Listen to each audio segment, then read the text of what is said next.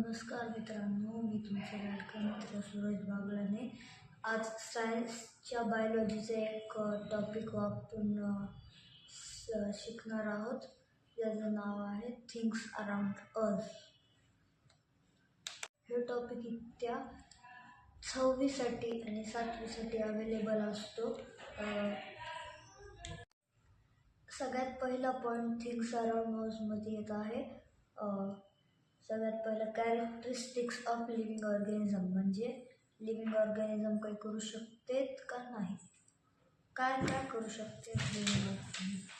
Living things are group together as organism, म्हणजे living things जे आहेत त्यांना ऑर्गॅनिझमच्या कॅटेगरीमध्ये आपण टाकू शकतो.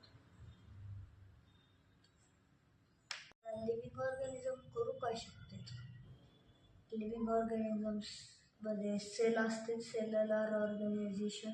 लिव्हिंग ऑर्गॅनिझम्स मुवमेंट करू शकते, लोकोमोशन करू शकते, न्यूट्रिशन लागतं त्याला जिवंत राहण्यासाठी. They can do reproduction, respiration, response to stimuli, growth and excretion. इतके सारे गोष्टी लिव्हिंग ऑर्गॅनिझम करू. सगळ्यात पहिला पॉईंट येतो सेल्युलर ऑर्गनायझेशन.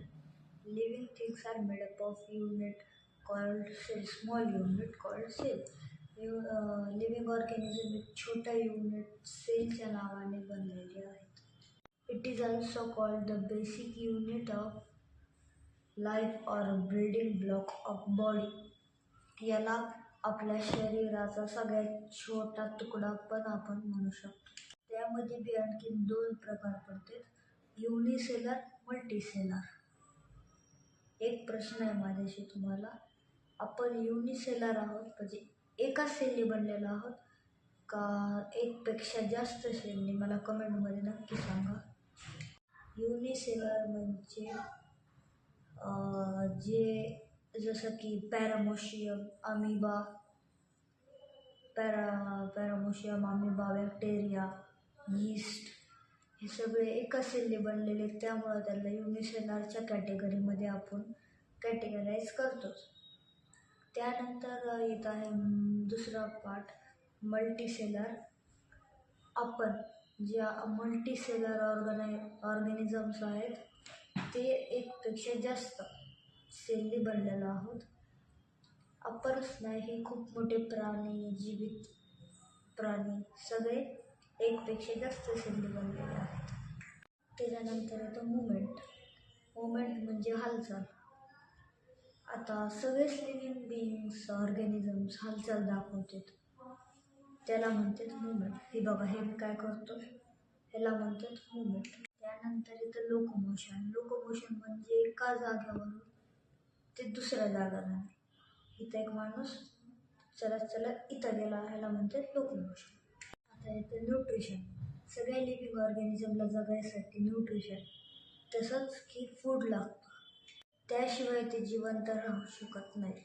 आपण जे आहोत हेट्रोट्रॉप, ऑटोट्रॉप, हा पण तुम्ही ऐकलंच असेल. ऑटोट्रॉप म्हणजे जे ऑर्गॅनिझम्स आपल्या स्वतःच्या मेहनतीने जेवण बनवते, जसं की आपण नाही किचनमध्ये भाजी वेगळी झालं आम्ही जेवण बनवलं, असं नाही. हे बघा, झाडं एक फोटोसिंथेसिस नावाची प्रोसेस ती करून आपलं स्वतःचं जेवण बनवते. त्याच्यासाठी पाणी, माती, आणखीन सूर्यप्रकाश, क्लोरोफिल. हे बघा, ते आपण पानं बघितलेच असते, ते हिरवे असते, त्यावेळी क्लोरोफिल असतं, त्यामुळे ते हिरवे असते. हेट्रोट्रॉप येतं, तर हेट्रोट्रॉप नक्कीच ह्याचा अपोजिट असतो. जे आपल्या स्वतःच्या जेवण नाही बनवत त्याला हेट्रोट्रॉप. जसं की आपण झाडांकडूनच सगळं घेतो. आता ह्याच्यानंतर येतं रिस्पिरेशन. हा शब्द तुम्ही याच्या आधी खूपदा ऐकलंच असेल, रिस्पिरेशन. रिस्पिरेशन म्हणजे breakdown of energy is release from food in a form of glucose. म्हणजे glucose simplest form of carbohydrate आहे. याच्यामध्ये आपल्या अंगातली एनर्जी जी असते ती रिलीज होते, रिस्पिरेशन म्हणते. Excretion. It is a process of removal of waste material in a form of urine, sweat and solid form. आपल्या बॉडीमध्ये 3 टाईप ऑफ एक्सक्रिशन होते. पहिला टाईप जो आहे तो आहे स्वेटच्या फॉर्ममध्ये. जेव्हा एकदा आपण पळतो कधी पण, तेव्हा पळायच्या टायमिंगला आपल्या अंगातून घाम निघतो आणि इथून असं बघा पाणी येतं. त्याला म्हणते एक्सक्रिशन बाय स्वेट, म्हणजे घाम येणे. युरिन जे असते ती किडनीमधून निघते. ते किडनी वेस्ट मटेरियल बाहेर टाकायच्या फॉर्ममध्ये जे वेस्ट वॉटर असतं ते युरिनेशन निघतं. त्यानंतर येतं सॉलिड फॉर्म. ते in a form of solid form जे असतं ते ॲनस रेक्टममधून बाहेर निघतं. प्लांटमध्ये सुद्धा एक्सक्रिशन होते. जेव्हा प्लांट फोटोसिंथेसिस प्रोसेस करते तेव्हा कार्बन डायऑक्साईड घेतात, ऑक्सिजन सोडते. आपल्यामध्ये आणखीन एक चौथा फॉर्मचं एक्सक्रिशन असतं. ऑक्सिजन घ्यायचं, कार्बन डायऑक्साईड सोडायचं. त्यानंतर एक पॉईंट येतो रिस्पॉन्स टू स्टिम्युली. रिस्पॉन्स टू स्टिम्युली म्हणजे अंदाज लावणे, म्हणजे कशाला तरी रिस्पॉन्स घेणे.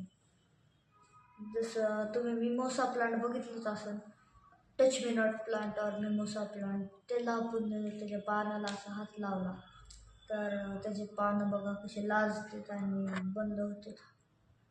त्याला रिस्पॉन्स टू स्टिम्युली म्हणतात.